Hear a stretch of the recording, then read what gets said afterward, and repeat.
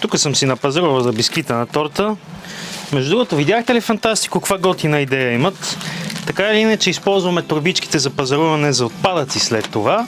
Те са ги направили биоразградими и даже са обозначили как да изхвърляш разделно в тях. Има за пластмаса, за стъкло и за хартия. Тази жълтата е за пластмаса и аз после ще си изхвърля тези неща в нея. И сега започваме с рецептата.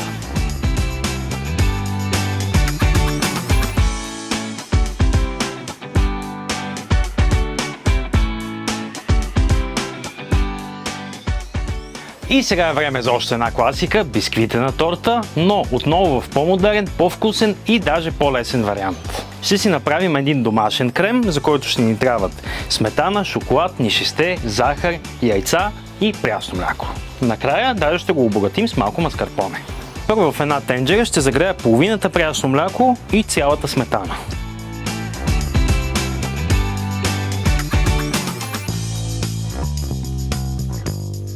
В останалото прясно мляко разтварям нишестето.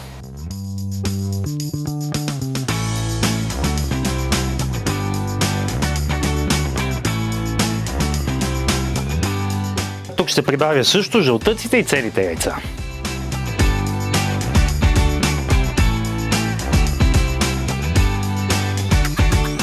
Разбиваме добре и когато тази смес кипне, ще сложим горещата смес в купата. След това всичко ще върнем в тенджерата и много внимателно при непрестанно разбъркване ще изчакаме да се сгъсти.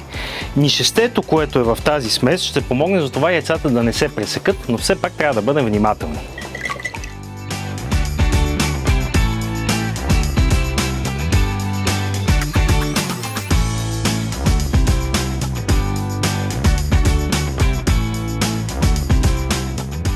Ето така изглежда готовия крем. Когато започне да излизат мехурчета от дъното на тенджерата, значи е готов. Ще сложа в него захарта и ще разтопя шоколад.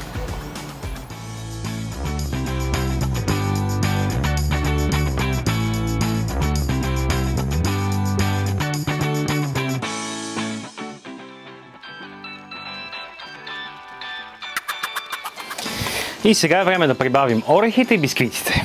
Орехите няма да ги меля, ще ги оставя на едри парчета, само леко ще ги счупя с ръка. Когато сместа вече е горе-долу охладена, слагам и маскарпонето.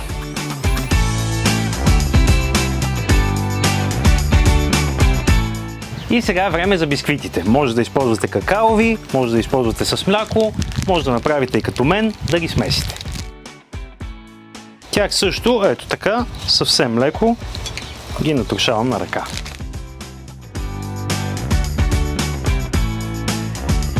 По този начин си спестяваме много време за редене на торта, а и когато натрушим бисквитите на по-малки парчета, те поемат по-добре от крема и тортата става по-сочна.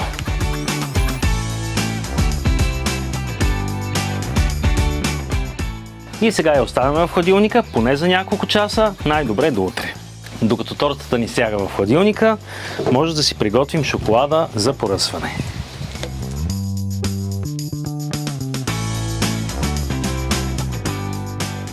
Тортата вече е стегнала. Махам ринга. Сега я слагам върху една купа, за да ми е удобно да я наръся и отстрани с шоколадовите стърготини. Заглаждам леко ръбчетата и поръсвам обилно навсякъде. И накрая декорирам с малини.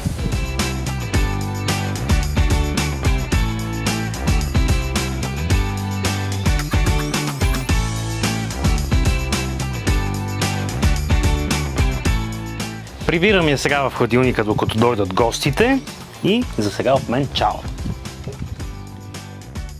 И сега, който цапа, си чисти пластмасата в жълтата торбичка.